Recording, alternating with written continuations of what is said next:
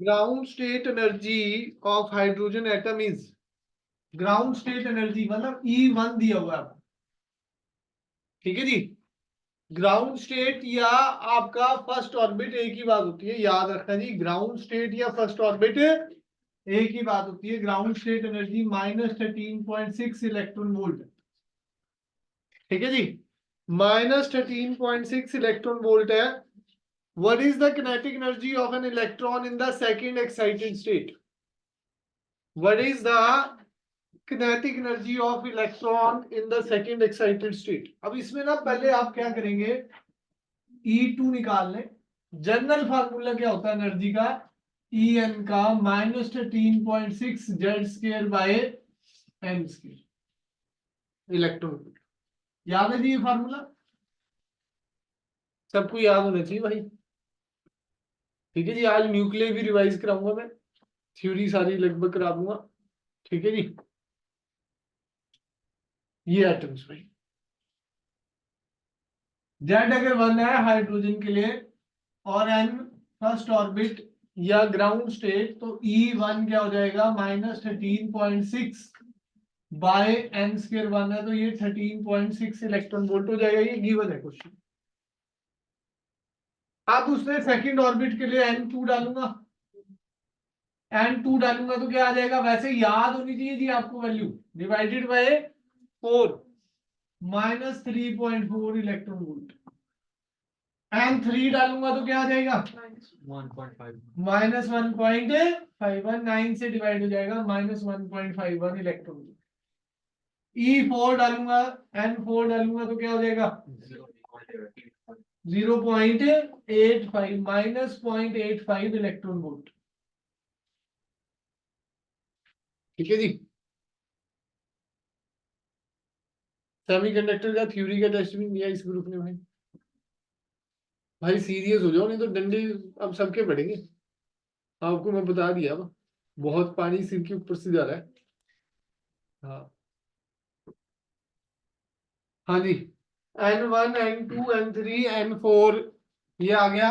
अब इससे क्या पूछा है जी? Kinetic energy of an electron in second orbit. एक शॉर्टकट होता है किनेटिक एनर्जी का, kinetic energy is minus of E. Second orbit में पूछा है ना जी, अभी टिश्यू निकेतन वाले पेपर में इसी टाइप का क्वेश्चन आया था, ठीक है जी। किसी ने अभी पेपर देखा हो तो kinetic energy minus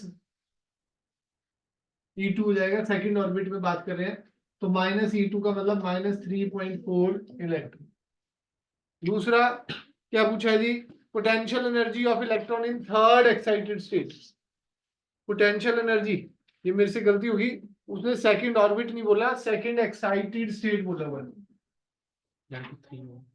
second excited state का मतलब क्या हो गया? N3। ऑर्बिट चीज अलग है, एक्साइटेड स्टेट अलग है। N3 का मतलब E3 आ गया। E3 कितना है जी? तो ये आंसर गलत हो गया जी, जल्दी जल्दी में कई बार ऐसे हो जाता है, ध्यान रखना, प्रॉपर पढ़ना है। तो ये आएगा +1.51 इलेक्ट्रॉन वोल्ट। डायरेक्ट शॉर्टकट है। Kinetic energy is minus of total energy, kinetic energy is minus of total energy. Potential energy is twice the total energy. अगला पार्ट यही है। Second part, third second part क्या कह रहा है? What is the potential energy of electron in third excited state? N4 हो गया, मतलब थर्ड एक्साइटेड स्टेट। तो यहां पर क्या आ गया? पोटेंशियल एनर्जी 2 टाइम्स 0.85 माइनस का ही आएगा, ठीक है जी, -1.70, ठीक है जी। डन है, कोई डाउट इसमें? If the electron jumps to ground state from third excited state, calculate number 1 wavelength of the photon emitted। अगर इलेक्ट्रॉन जंप कर गया कहां पर? ग्राउंड से थर्ड एक्साइटेड स्टेट। ग्राउंड से कहां चला गया भाई? E4, 1 से 4 पे चला, थर्ड एक्साइटेड, ठीक है जी। तो calculate the wavelength of photon emitted, मतलब वहां से जब गिरेगा तो कौन सी वेवलेंथ का फोटोन एमिट करेगा। अगर यहाँ से गिर जाए तो कौन सी वेवलेंथ का फोटोन एमिट करेगा। तो एनर्जी का फार्मूला क्या आ जाएगा, delta E is equal to E4 minus E1। E4 कितना है भाई, -0.85, माइनस माइनस प्लस हो जाएगा 13.6। सॉल्व, हाँ XC बाय लैम्डा से इक्वेट कर, XC बाय लैम्डा से इक्वेट कर।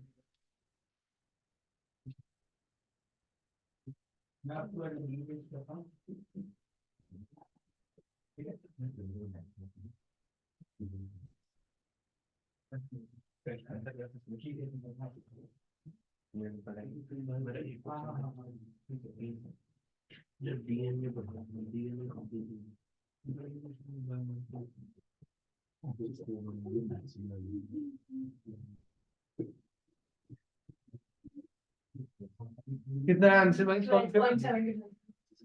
कितना है पेपर में वो आएगी बताने। 970 एनर्जी का formula HC by lambda, lambda निकाल लेंगे बस। 970 एंगस्ट्रॉम आ रहा है, हाँ वही 960 करीब होगा। लैम्डा को देखो शॉर्टकट एंगस्ट्रॉम में निकालना है तो कैसे निकाल सकता हूँ, 12400 डिवाइडेड बाय 12.75। सब्जेक्टिव में पर पहले वैल्यू लिखेंगे H की, C की, सबकी E की वैल्यू डाल देंगे सब्जेक्टिव में, फिर डायरेक्ट सॉल्व कर देंगे। नैनोमीटर में 1240 होता है ना, हाँ नैनोमीटर में 1240। देखो जी एक एक न्यूमेरिकल कराने की कोशिश है, पर आप जब तक नहीं करेंगे तब तक सब कोशिशें बेकार है, कुछ नहीं हो सकता। हमें आंसर में निकालने तो पहले सॉल्व करके फिर डालने हैं उसमें। हाँ मतलब बोर्ड में तो आपको दिखाना पड़ेगा ना भाई, बोर्ड में आ गया तो H 6.63 इंटू 10 की पावर -34, C3 इंटू 10 की पावर 8 अपॉन 12.75 इंटू 1.6 इंटू 10 की पावर -19। इलेक्ट्रॉन वोल्ट था ना, इलेक्ट्रॉन वोल्ट को आप किस में कन्वर्ट करेंगे जी, जूल में। और ये सारा कैलकुलेट पहले ही करा हुआ है, वैसे होता है 12375 अपॉन 12.75, एग्जैक्ट वैल्यू तो ही होती है, ठीक है जी। वैसे वैल्यू क्या आ जाएगी 12400 12.75, ठीक है जी। कोई डाउट उसमें, चले नेक्स्ट।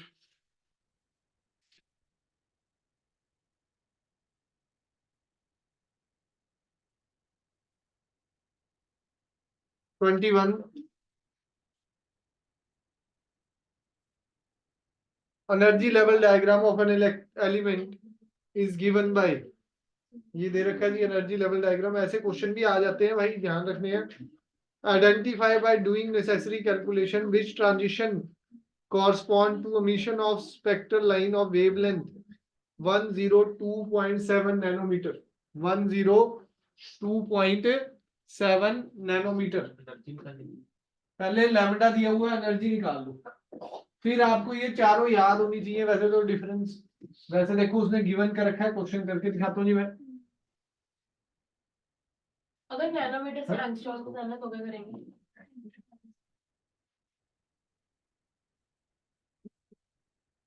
हाँ जी क्या कह रहे हैं,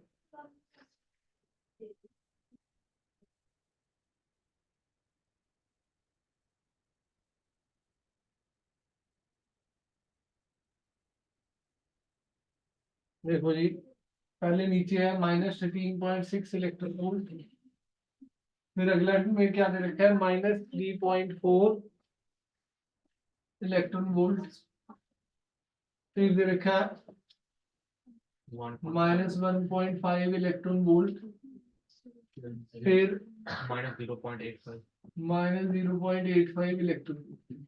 इधर रखा जी। पहली लाइन कहाँ से आ रही है भाई, ये बोर्ड्स तो याद होना चाहिए प्रॉपर। आपको पहले ही बता दिया, बोहर का चांस ज्यादा होते हैं, रदरफोर्ड कम आता है, पर रदरफोर्ड को भी छोड़ नहीं सकते, आना तो 3-4 नंबर के ही जाते। अगर रदरफोर्ड में से आ गया तो बोहर से कोई ऑब्जेक्टिव क्वेश्चन आएगा, ठीक है जी, या 2 नंबर के दोनों आ जाएंगे, 2-2 नंबर के कोई कंसेप्चुअल, ठीक है जी, इनमें कंसेप्चुअल न्यूमेरिकल ही बनेगा। हाँ, ज्यादा से ज्यादा वो कंक्लूजन पूछ लेगा रदरफोर्ड के, या लिमिटेशन पूछ लेगा, पढ़ के सब कुछ जाना पड़ेगा, यानी कि बीच बिचारे में चैप्टर नहीं छोड़ना।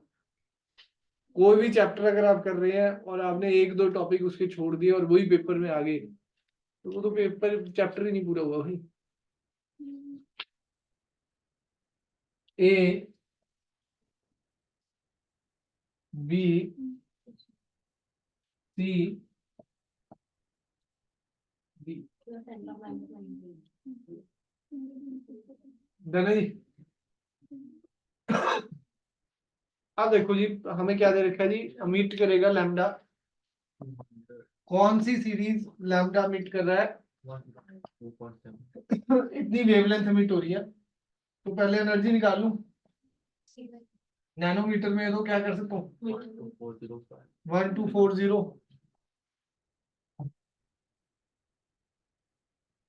कितना आ रहा है जी कैलकुलेट करके,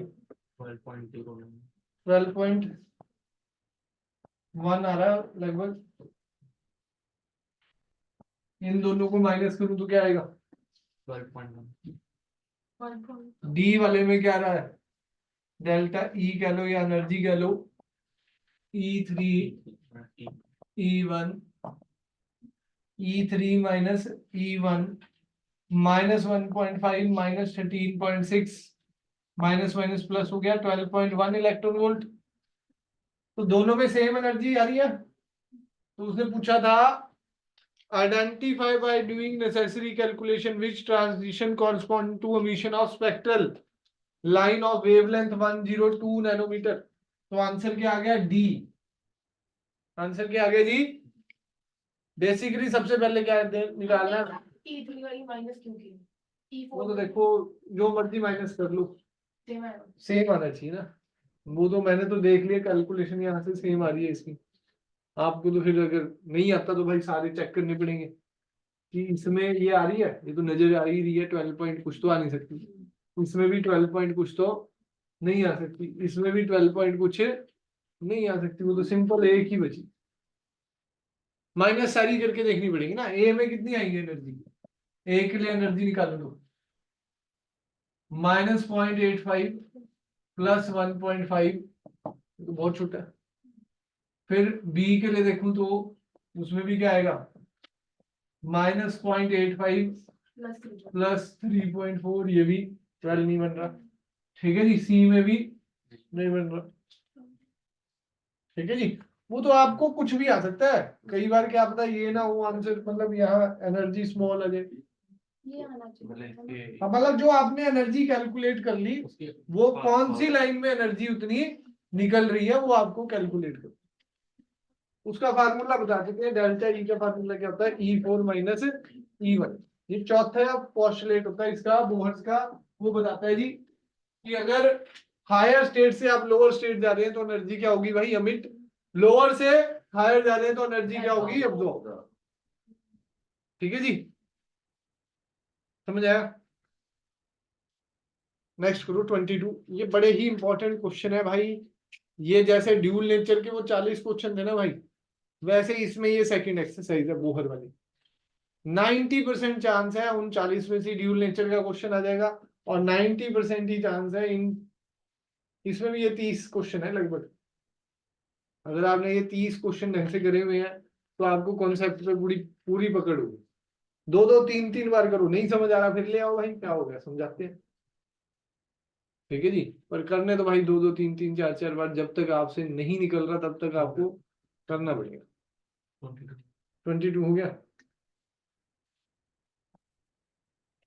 ये तो बस वही पूछा जी, N1 2 3 ये वाले जो अभी बताए थे, करके देख लो, नहीं समझ आ रहा 23 करो जिनका हो गया जी, 24 करो, एनसीईआरटी है, क्वेश्चन तो सारे ही करने हैं भाई। फिर बस आज न्यूक्लियस स्टार्ट करता हूँ।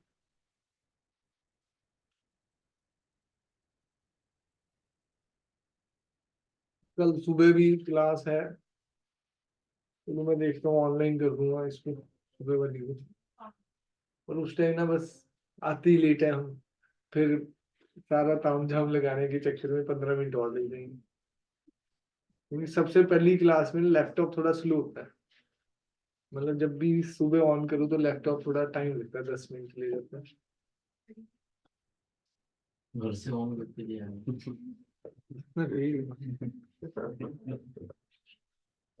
गाड़ी में नहीं क्लास स्टार्ट कर दूं चलते ही। स्पीड पर बात कर कई बार क्या होता है, जो ये चीज होती है ना बैग में सेफ रहती है।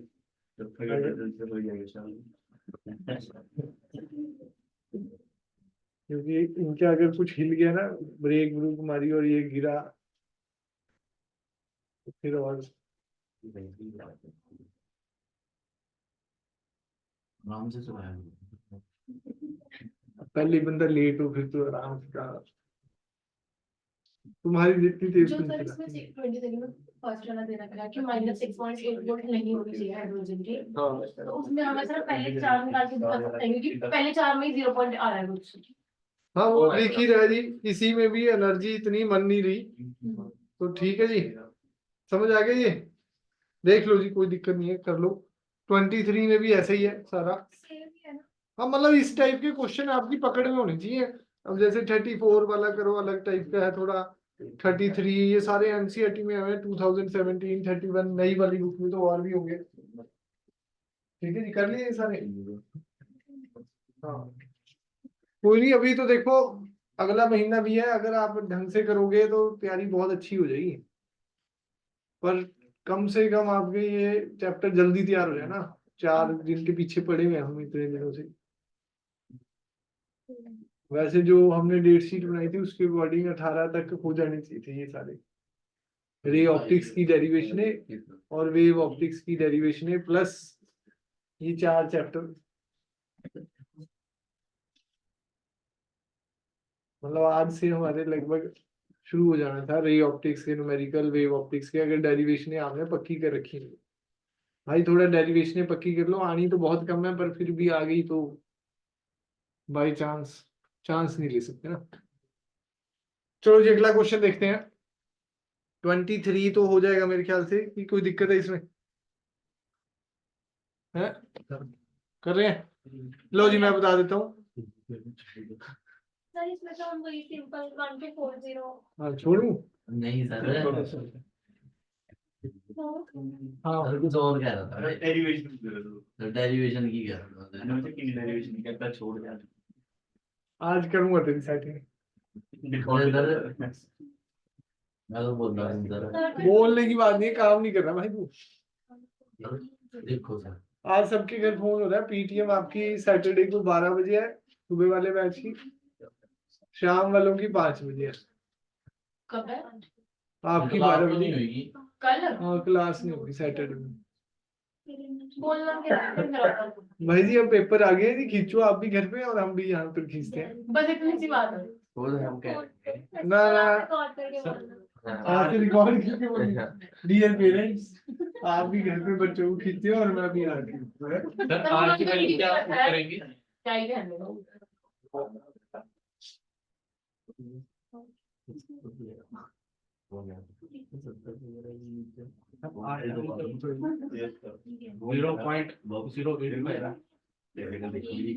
ट्वेंटी फोर कर रहे हो क्या?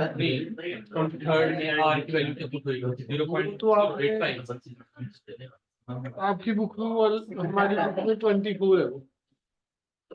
हाँ जी 23 ये वाला हो गया कि नहीं? सर हो गया। सर इसमें सिंपल फॉर्मूला दिया -40 फिर लैम्बडा को नीचे लाना है ना? हाँ जी सर ये फर्स्ट पार्ट सेकंड पार्ट समझ आया कि नहीं? लो जी देखो 23 में N4 दिया हुआ, पहले ये N3 दे रखा है। सर फर्स्ट पार्ट आंसर में नहीं आया। चलो मैं करा देता हूँ।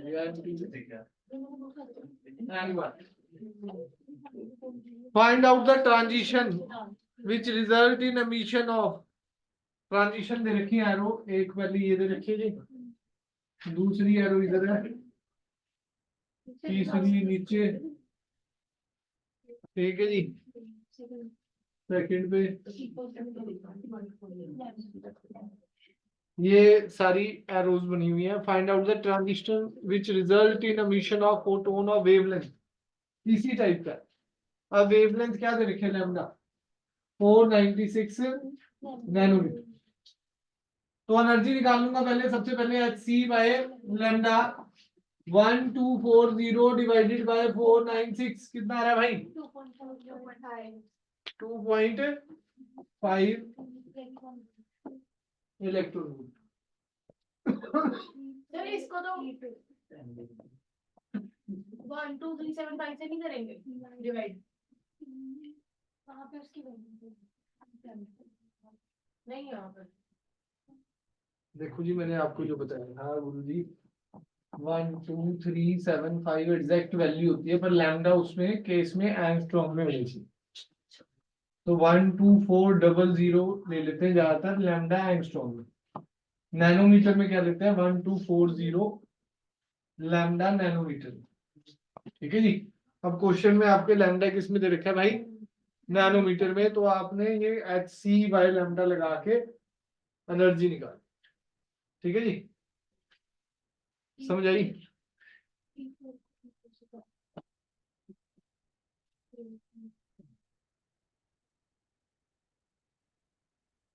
देखो जी अब किसको माइनस करूं कि 2.5 आ जाए। फोर्थ में से सेकंड वाला। हाँ फोर्थ और सेकंड को माइनस करेंगे तो ये आ सकता है E इज इक्वल टू क्या आ जाएगा E4 minus E2 minus 0.85 minus of minus plus हो जाएगा 3.4 माइनस 2.55 प्लस 2.55 इलेक्ट्रॉन। अप्रोक्सीमेटली क्या है सेम ही है जी, अप्रोक्सीमेटली क्या है जी सेम ही है। अगर इसमें 1 2 3 7 लेते हम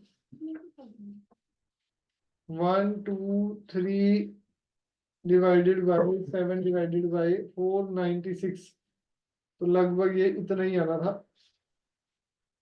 ठीक है जी।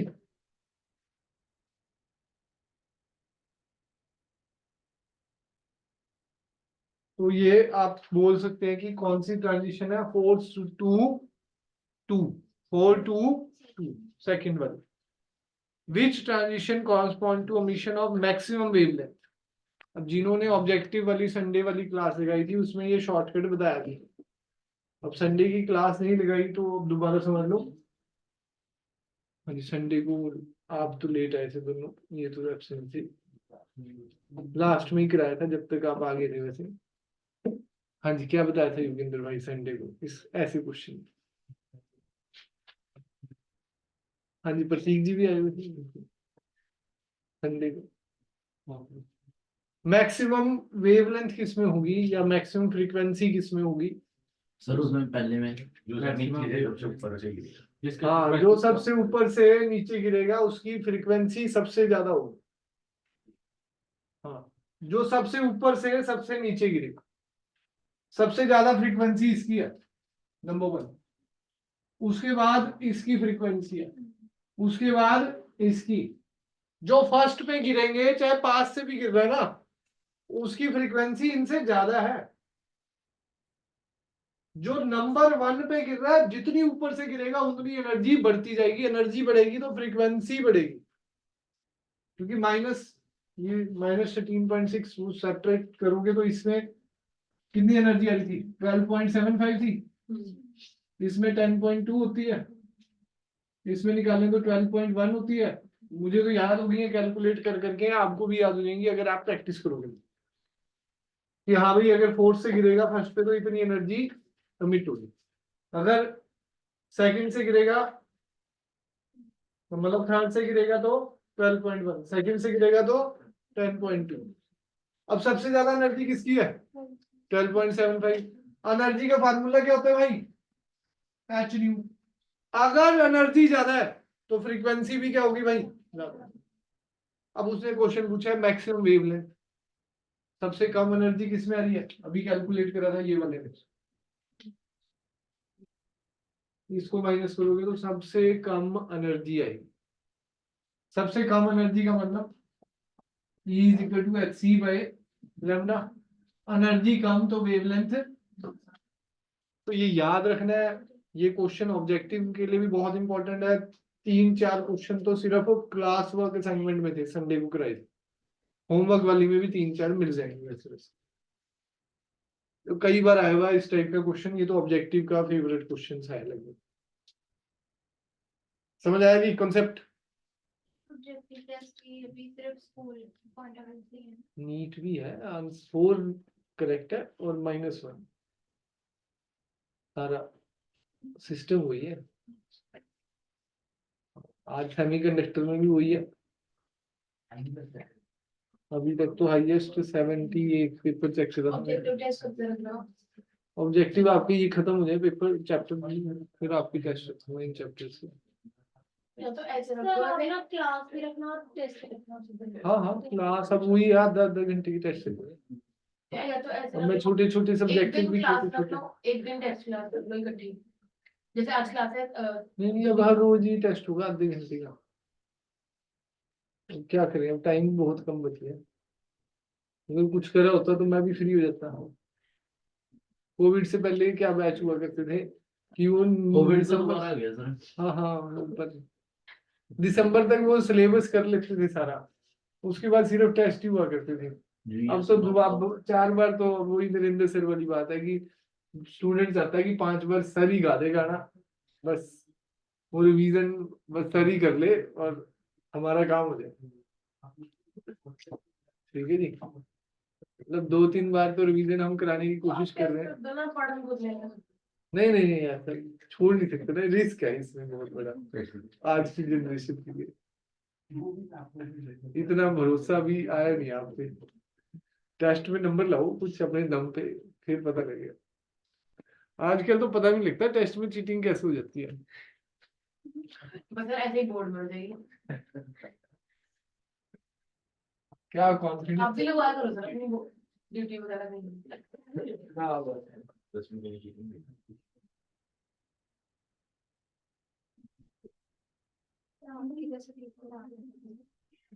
मैं बोर्ड के पेपर में चीटिंग फिर तो भाई। फिर भी थोड़ा तो कई बार संडे को ड्यूटी लगी थी, पहले हम लगी जाती थी स्कूल्स में, तो हिलने नहीं देते उसमें। तो क्यों बस अपनी जिंदगी खराब करते हो? भाई नहीं हिलने देते। नहीं नहीं, वैसे ही है ये तो। यहाँ चलो बच्चे थोड़ा कर रहे हैं, कोई नहीं।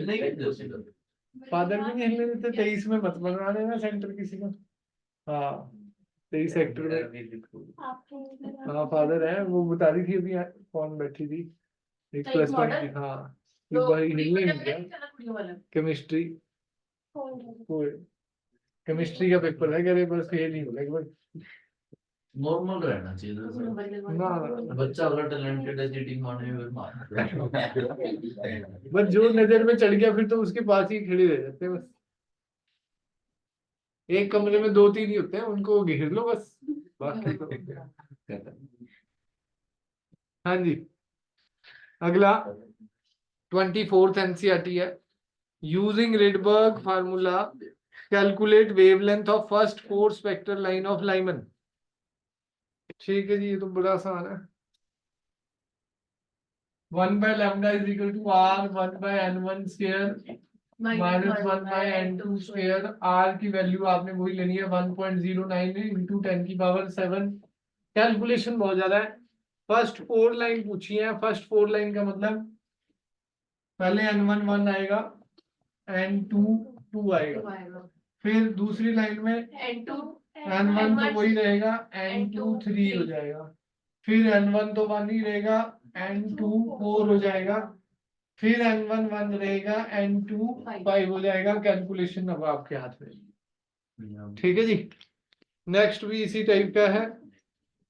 आज 26 देखते हैं, ये ऑब्जेक्टिव में भी आ जाते हैं जी, और बड़े ही छोटे क्वेश्चन है पर ये आने चाहिए आपको, मैंने कई बार बताए हैं। अब वाली क्लास से बड़ी इंपॉर्टेंट है, छुट्टियां मत मारो, घर पे पढ़ के आओ।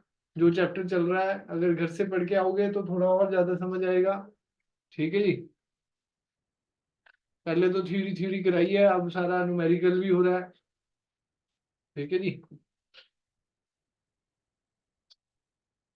चलो जी अगला 26।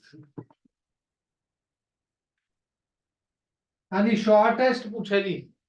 What is the shortest wavelength, calculate the shortest wavelength of Lyman series. जिसकी फ्रीक्वेंसी होगी ज्यादा। हाँ वही है, जितनी ऊपर से गिरेगा उतनी फ्रीक्वेंसी ज्यादा होगी, तो इन्फिनिटी से गिर दिया जी ऊपर से। शॉर्टेस्ट के लिए कहाँ से गिर दिया भाई, इन्फिनिटी। शॉर्टेस्ट वेवलेंथ पूछा है या लास्ट लाइन पूछा है किसी भी सीरीज की। ठीक है जी, लास्ट लाइन का भी यही मतलब है, शॉर्टेस्ट वेवलेंथ, मिनिमम फ्रीक्वेंसी, तीनों ये एक ही क्वेश्चन है। ठीक है जी, मिनिमम फ्रीक्वेंसी पूछ लिया, शॉर्टेस्ट वेवलेंथ पूछ लिया। मैक्सिमम फ्रीक्वेंसी होगी। हाँ maximum। Maximum frequency, shortest wavelength, और लास्ट लाइन सीरीज लिमिट भी बोल देते हैं क्वेश्चन में कि भाई सीरीज लिमिट निकाल के दो। सीरीज लिमिट मतलब last line.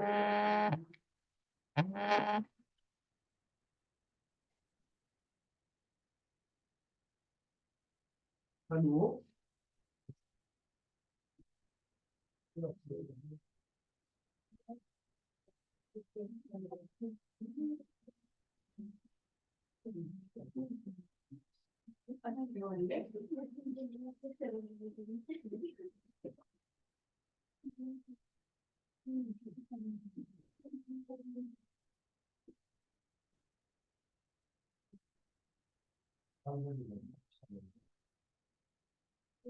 Maximum frequency, shortest wavelength, last line और सीरीज लिमिट।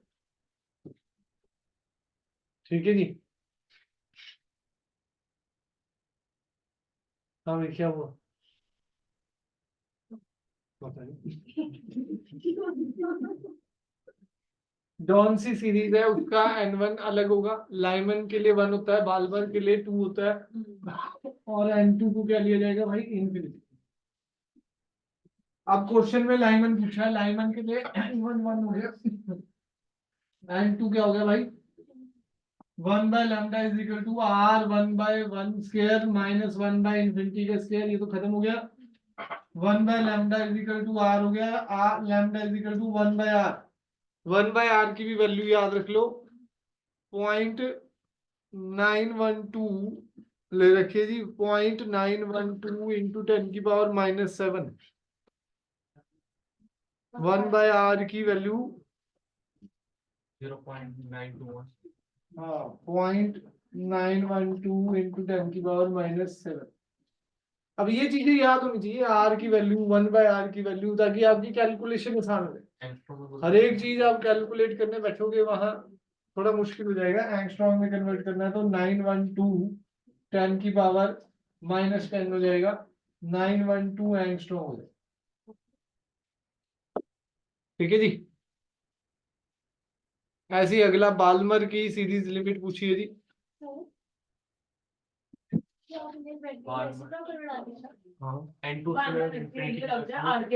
आर की वैल्यू थी 1.09 इंटू 10⁻7, उसको अब डिवाइड करके अब याद ही कर लो ना ऐसी चीजें जो आनी बार बार है।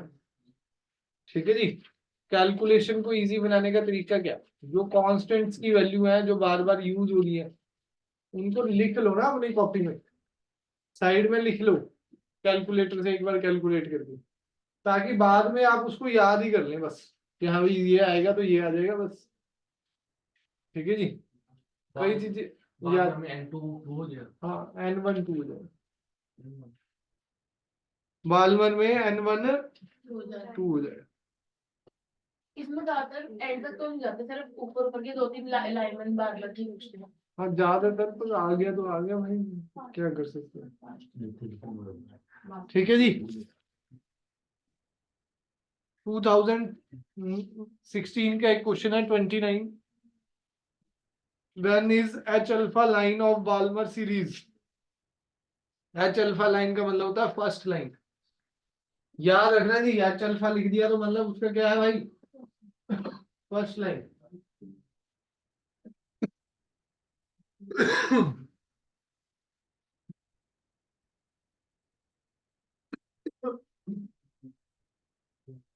हाँ, क्या चल रहा है? दोस्त को लगा सब्जी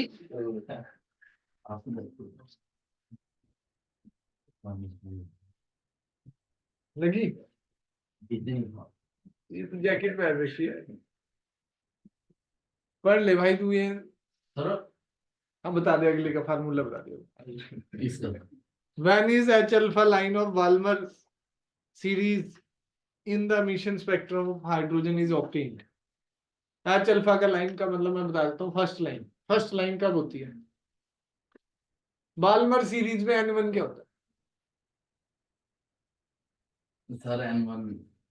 लाइमन में जैसे N1 1 होता है, बाल्मर में 2 होता है।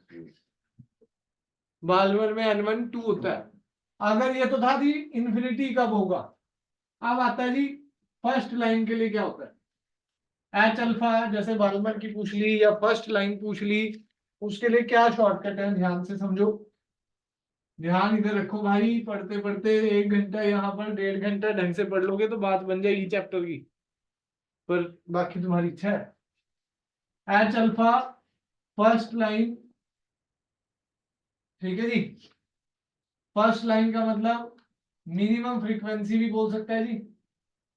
जैसे एच अल्फा बोल दिया वैसे एक क्वेश्चन आ सकता है जी first line minimum frequency maximum wavelength,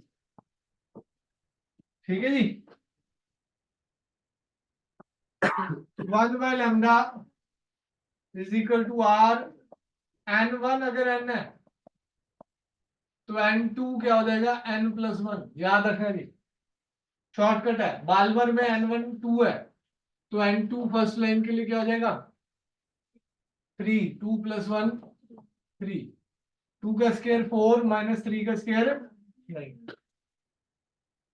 तो 1 by lambda is equal to R 36 9 - 4 1 by lambda R 5 by 36 lambda is equal to 36 by 5।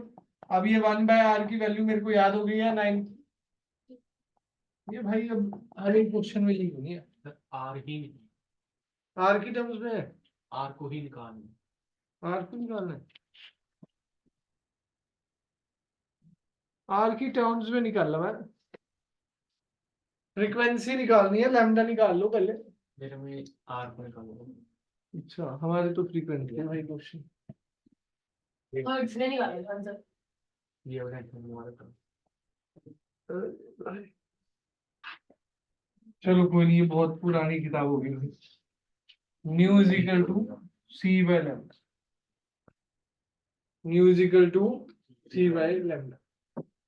कल सुनूंगा यार टर्म सारा, सुबह सुबह तुम तीनों से। सेमीकंडक्टर नहीं सुनना तो सेमीकंडक्टर ठीक है, डंडे के साथ होगी बात,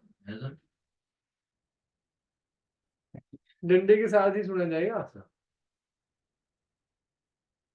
चलो जी आओ न्यूक्लियस स्टार्ट करते हैं। 1-2 क्वेश्चन रह गए हैं, वो आप ट्राई करके देखिए।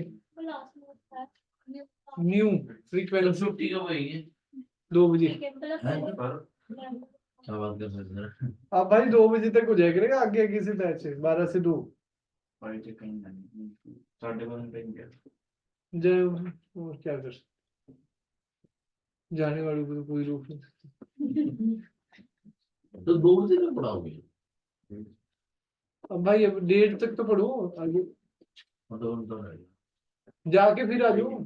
ये तो राजधानी में 7 जनवरी को होगा। हाँ फिर जाओ फिर आ जाओ वापस। ये तो रहा स्कूल, 5 मिनट लग रहे हैं। BMW की बाइक है तुम्हारे पास शायद। कीबोर्ड की अच्छी लग रही है। चलो जी न्यूक्लियस स्टार्ट करते हैं।